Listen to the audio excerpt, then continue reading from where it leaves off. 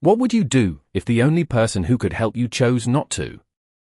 The rain fell in steady sheets, tapping against the neon-lit windows of a small downtown steakhouse tucked between a laundromat and a closed pawn shop, the kind of place where people didn't ask too many questions and tips meant the difference between getting by and falling behind. And inside, under the soft hum of flickering lights and the low murmur of late-night diners, Sophie Miller moved quickly between tables, balancing 2 plates on one arm, her worn sneakers squeaking slightly against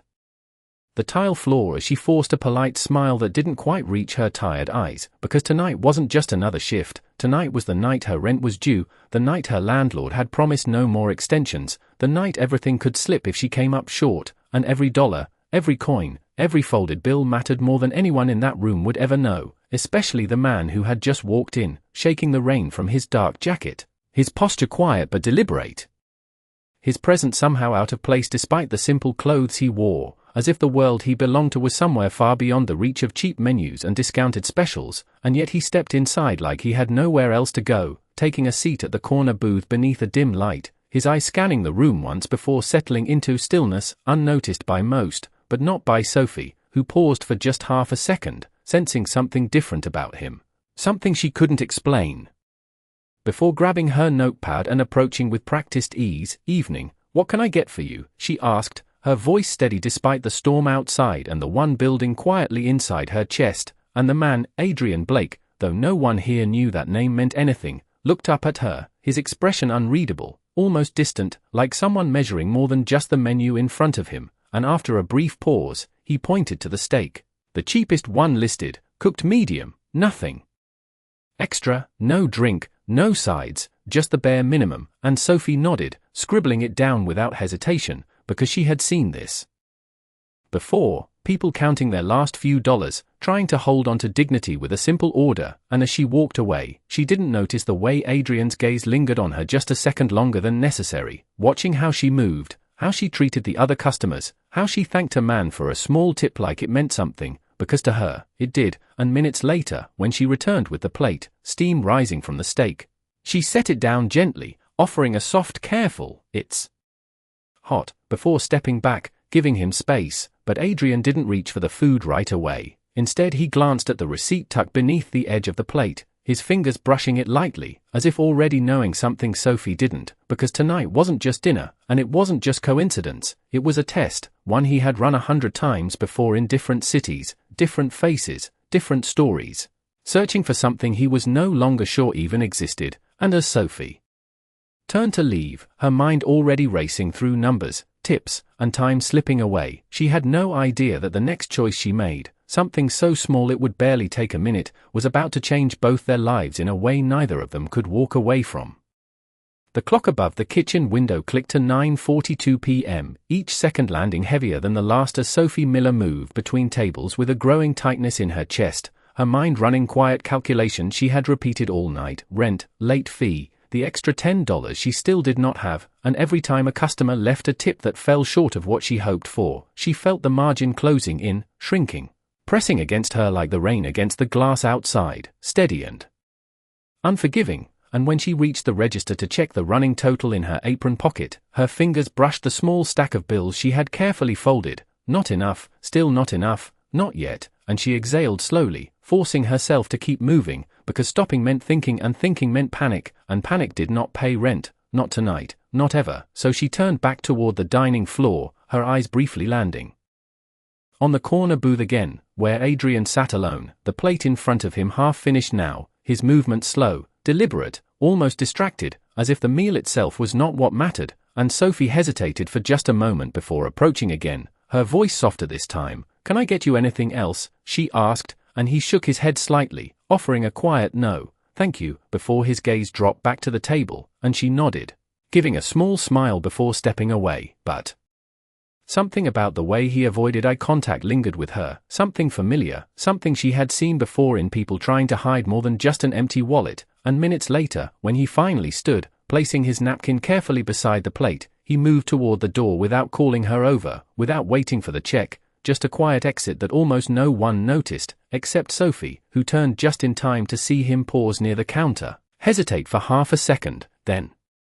leave, disappearing into the rain as the bell above the door chimed softly behind him, and for a moment she stood there, unsure, her instincts pulling her back toward the table he had left behind, and when she reached it, her heart sank before her eyes even confirmed what she already knew. The bill sat there, untouched, the total circled neatly at the bottom, and beneath it, no cash, no card, nothing. Just the silence of a transaction that had not been completed, and she closed her eyes briefly,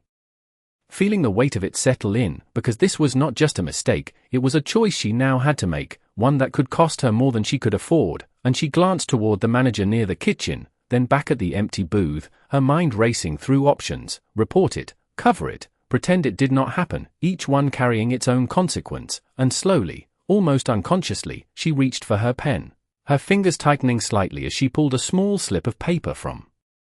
her apron, the kind she used to jot quick notes or reminders, and she stared at it for a moment, the noise of the restaurant fading into the background as something quieter, deeper took its place, something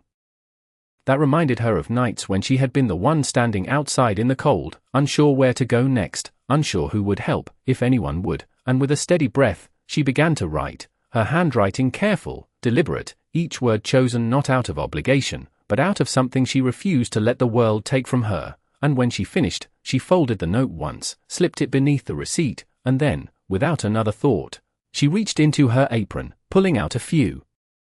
crumpled bills from her own tips, counting just enough to cover the difference, her fingers lingering for a second before she placed them down, sealing the choice she had made, a quiet act no one saw, no one applauded, no one would ever know about, and yet in that small, invisible moment, something shifted, something that would not stay hidden for long. The rain had not let up by the time Adrian stepped out onto the empty sidewalk, the cold air cutting through his thin jacket as he walked without direction, his shoes splashing lightly through shallow puddles while the city carried on around him, indifferent and distant, and for a long moment he did not look back, did not slow down, did not allow himself to feel anything beyond the familiar detachment he had perfected over the years. Because this was how it always went, a simple test, a quiet observation, another confirmation that people would choose themselves when it mattered most, and yet something about tonight lingered, something subtle but persistent, like a thought just out of reach, and after a few steps, he stopped, his hand slipping into his pocket as if searching for something that was not there, and that was when he realized he had left the receipt behind, intentionally, part of the pattern he had repeated across cities and strangers, but this time it did not feel finished. Not yet, and with a slow breath, he turned back, retracing his steps through the rain until the soft glow of the restaurant came back into view, its windows fogged from the warmth inside, and he stepped quietly back through the door, unnoticed at first as the bell gave a soft chime, blending into the background like any other late-night customer, but his eyes moved quickly, searching, until they found the table, now cleared except for the folded receipt and something tucked beneath it, and he approached slowly, almost cautiously, as if whatever waited there carried more weight than it should, and when he reached down, his fingers brushed the edge of the paper before lifting it, revealing the small folded note beneath, and for a second, he simply stared at it, his expression tightening ever so slightly, because this was not part of the script, not part of the predictable outcome he had come to expect, and with careful precision, he unfolded the note, his eyes scanning the handwritten words in silence, and everything else seemed to fade, the sound of dishes, the low conversations, even the rain outside, until there was only the message in front of him, simple, unpolished, but impossibly sincere. I do not know what you are going through, but I hope this meal gives you one good moment tonight. You do not owe me anything. Just promise yourself you will keep going. And for the first time in a long while, Adrian did not move, did not think in terms of analysis or judgment, because the words did not ask for anything, did not accuse, did not expose him. They offered something he had not expected to find, something he had almost stopped believing existed, and his grip on the note tightened slightly as his eyes dropped to the receipt, where the balance had been quietly settled, the missing amount covered, not by obligation, not by pressure, but by choice, and slowly, almost instinctively, he looked up, his gaze searching the room until it found Sophie again near the counter, laughing softly with a coworker despite the exhaustion written across her face, and in that moment, something shifted inside him, something subtle but undeniable, because this was not just kindness, it was dignity given freely, without witness, without reward, and he stood there longer than he intended, the note still in his hand, as if grounding him to something real, something unguarded, and when Sophie finally noticed him, her smile faltered slightly, confusion flickering in her eyes as she recognized the man who had left without paying, and before she could say anything, before she could prepare herself for confrontation or apology, Adrian took a small step forward, his voice quieter than before, almost unfamiliar even to himself. "Did you write this?" he asked, holding up the note just enough for her to see, and for a brief second, the world seemed to hold its breath. For a brief moment, Sophie just stared at the note in his hand, her mind racing faster than her heartbeat as a dozen thoughts collided at once: embarrassment, confusion, the sudden fear that maybe she had crossed a line she should not have, and she quickly glanced around, half expecting her manager to be watching, half wishing she could disappear behind the counter, but there was nowhere to go, not now, not with him standing there looking at her like the answer actually mattered, and she swallowed quietly before stepping closer, her voice careful, steady despite the tension in her chest. "Yes, I did," she admitted, her fingers tightening slightly around the edge of her apron, and for a second she braced herself for something sharp, a complaint, an accusation, maybe even anger, because she had seen it before, people who felt exposed reacting in ways that made everything worse. But Adrian did not raise his voice, did not frown, did not even look upset. Instead he studied her with a kind of quiet intensity that felt heavier than any reaction she had prepared for, and he lowered the note slightly, his eyes searching hers as if trying to understand something deeper than the words themselves. "Why?" he asked softly, and the question caught her off guard, because it was not what she expected, not even close, and she hesitated, unsure how to explain something that had not felt like a decision in the moment, just something she did, something she could not do, and she exhaled slowly, choosing honesty over perfection, "Because I have been there," she said, her voice quieter now, more personal than she intended. "Not knowing how you are going to get through the night, hoping someone gives you a break even when you do not ask for it," and she shrugged lightly, as if trying to make it sound smaller than it was. "It is not a big deal." But Adrian did not look convinced, not because he doubted her, but because he understood exactly how big it actually was, and his gaze dropped briefly to the receipt again, then back to her. "You paid the difference," he said, more statement than question, and Sophie nodded once, a small, almost reluctant confirmation. "It was not much," she added quickly, though they both knew that was not the point, and there was a silence that followed. Not awkward, but heavy, like something unspoken was beginning to take shape between them, something neither of them had planned for, and then Adrian reached into his pocket, pulling out a wallet this time, a simple one, worn but clearly not empty, and he placed a few bills on the counter, enough to cover the meal and more, far more than the original amount, and Sophie's eyes widened slightly, instinctively shaking her head. "You do not have to do that," she said, her tone firm but not defensive. "I already handled it," but Adrian did not take the money back. Instead he slid it a little closer to her, his voice steady, almost thoughtful. "I know," he replied, "but that does not mean I should not," and for a moment they stood there, both holding on to their own version of what was right, neither one willing to reduce the moment to something transactional, and Sophie hesitated again, caught between accepting the money and protecting the meaning behind what she had done, and finally she reached forward. But instead of taking all of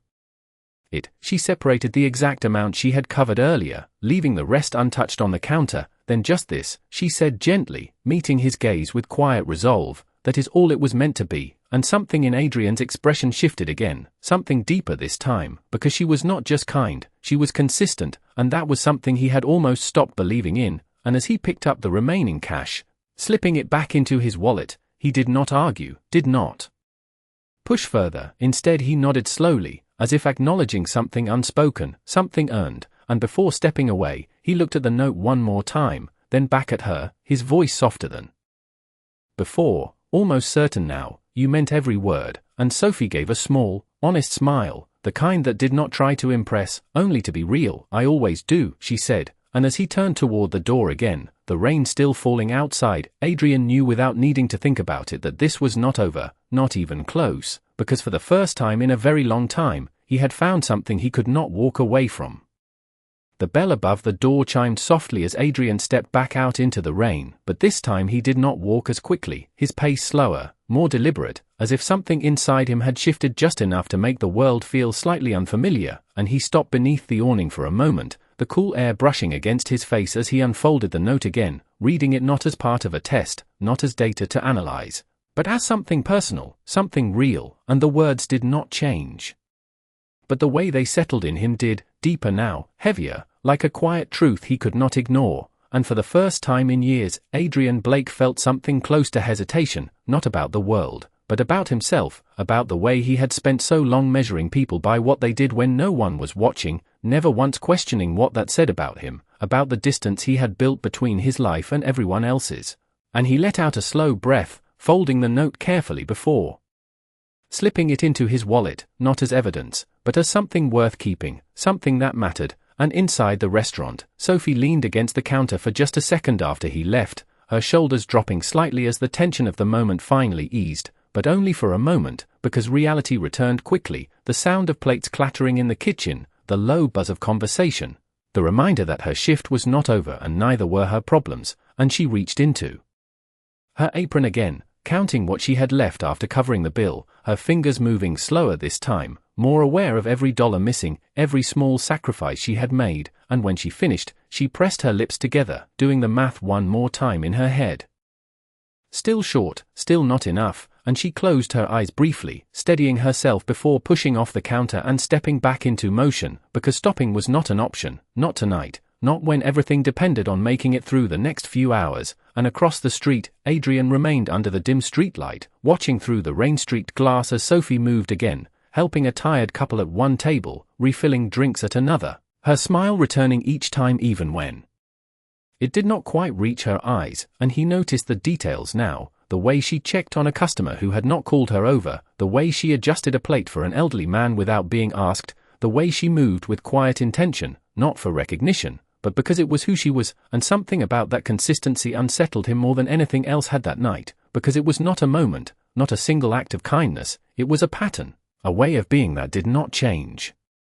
depending on who was watching or what she might gain. And Adrian glanced down at his watch out of habit, the time reading just past 10, a reminder of everything waiting for him elsewhere, meetings, responsibilities, a world that functioned on entirely different rules, and yet for the first time, none of that felt urgent, none of it pulled him away as strongly as it should have, and instead, he stayed where he was, just long enough to watch her finish clearing a table, just long enough to notice the slight slump in her posture when she thought no one was looking, and something clicked quietly into place, not a conclusion, not yet, but a decision forming beneath the surface, one he did not rush, one he allowed to settle, because this was no longer about testing anyone, this was about understanding something he had almost lost. And as he finally turned to leave, stepping back into the rain with a different kind of weight in his chest, Adrian knew with quiet certainty that he would come back, not as a stranger, not as a test, but for a reason he was only beginning to understand. The night stretched longer than Sophie expected, each passing minute pulling her further into exhaustion as the steady rhythm of orders, plates, and forced smiles began to blur together, but she did not slow down, not even when her feet ached or her shoulders tightened, because she had learned long ago that stopping only made everything feel heavier, and when the clock finally ticked past 11:30, the restaurant began to quiet, the last few customers lingering over half-finished drinks while the kitchen staff started closing routines in the back. And Sophie took a brief moment near the register, her fingers once again reaching into her apron to count what remained, more carefully this time, more slowly, as if precision could somehow change the outcome, but the numbers did not shift, did not soften, still short, still not enough, and she let out a quiet breath, her gaze dropping to the counter as she tried to steady the wave of disappointment rising in her chest, because she had done everything right tonight, worked harder, stayed later, even given more than she could afford, and still it was not enough. And for a second, just a second, she allowed herself to feel it, the frustration, the unfairness, the quiet question of how much longer she could keep holding everything together like this, and then she straightened, pushing the feeling down the way she always did, because tomorrow still existed whether she was ready for it or not, and just as she began wiping down the counter, her manager called out from the office, his tone casual but carrying enough weight to make her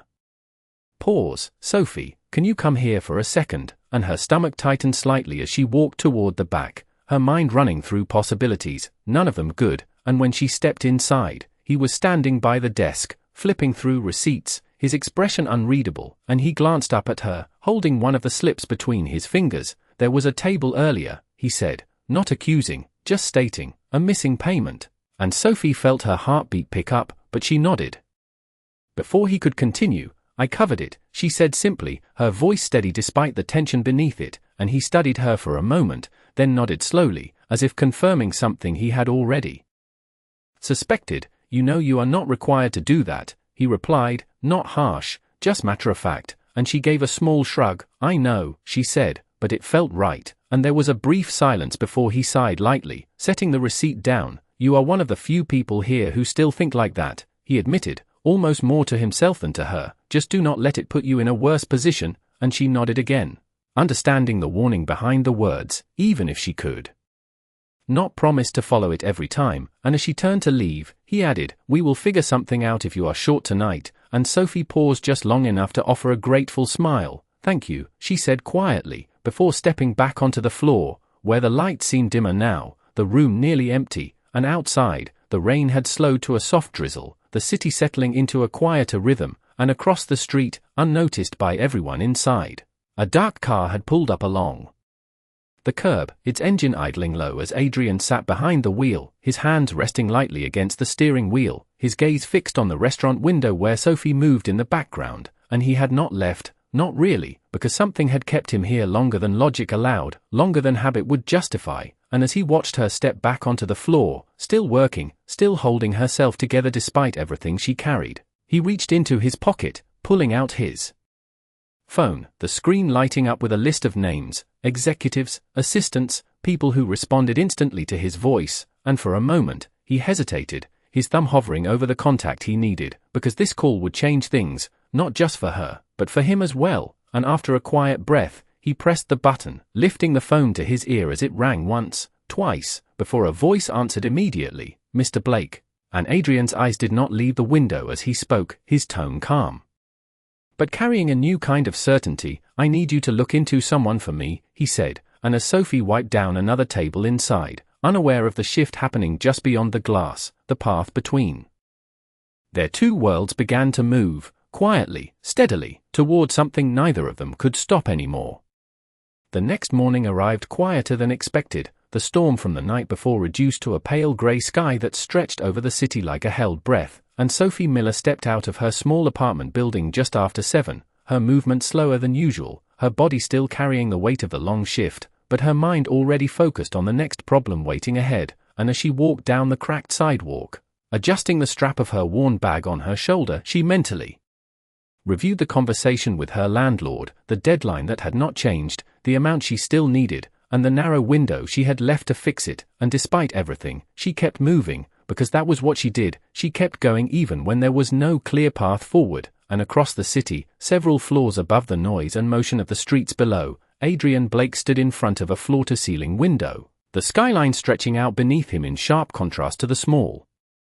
restaurant from the night before, his reflection faintly visible in the glass, composed, controlled, exactly who the world expected him to be, and yet the folded note resting on the desk behind him told a different story, one he had not put away, one he had not dismissed, and as he turned back toward the room, his assistant stood waiting near the desk, tablet in hand, already prepared, already efficient. You asked for information, she said, her tone precise, and Adrian gave a small nod, his attention sharpening as she continued. Sophie Miller, 26, works 2 jobs, no criminal record, no outstanding debts beyond rent and medical bills tied to a family member, consistent employment history, no financial safety net, and she paused briefly before adding, she has turned down assistance programs twice in the past year, and that detail lingered longer than the rest, because it aligned too perfectly with what he had seen, what he had felt, and Adrian stepped closer, picking up the note again, his fingers tracing the edge of the paper as he considered everything in silence. Because this was no longer about confirming a pattern, it was about confronting something that did not fit into one, and his assistant watched him carefully, waiting for direction, but for a moment, he did not speak, because what he was about to do could not be undone, not fully, not cleanly, and when he finally looked up, his expression was calm but resolved. Set up a meeting, he said, and she blinked once, slightly surprised, with her, she asked, and Adrian shook his head lightly. No, he replied, with the restaurant owner, and there was a subtle shift in the room as his assistant adjusted her notes, already recalculating, already moving forward. Today, she asked, and Adrian nodded once, as soon as possible, and while the machinery of his world began to move, quiet calls, quiet arrangements, quiet influence spreading outward in ways Sophie could not imagine. She herself stepped into the small diner where she worked her morning shift, the bell above the door ringing. softly as she entered, her expression composed despite the exhaustion she carried, and she tied her apron around her waist with practiced ease, stepping behind the counter as if nothing had changed, as if the night before had not left its mark, but something had, even if she could not name it yet. And as she poured a cup of coffee for the first customer of the day, her mind drifted briefly, just for a second, back to the man from the night before, the way he had looked at the note, the way he had asked why, and she shook the thought away gently, because people came and went, moments passed, and life did not pause for reflection, but somewhere between her quiet routine and his decisive action, the distance between their worlds was closing, not by chance, but by choice, and neither of them fully understood yet what that would mean.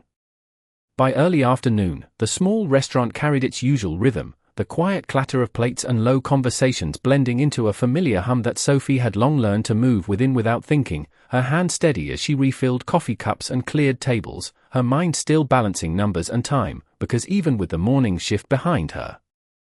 the problem had not changed, only the urgency had sharpened, and just as she was returning to the counter with an empty tray, the front door opened, the soft bell chiming again, but this time it was not a regular customer stepping inside, it was a man in a tailored suit, his posture upright, his presence out of place in a room built for quick meals and quiet routines, and conversations around him dipped slightly, not out of fear but curiosity, and Sophie paused for half a second, instinctively aware of the shift in the room before stepping forward, her voice polite, professional. "Table for one," she asked, but the man did not sit, instead he gave a brief, courteous nod. "I am looking for the owner," he said, his tone calm but precise, and Sophie gestured toward the back office, offering to get him, unaware of the way her name had already been spoken before he walked through that door, and minutes later, her manager emerged, wiping his hands on a towel, his expression shifting from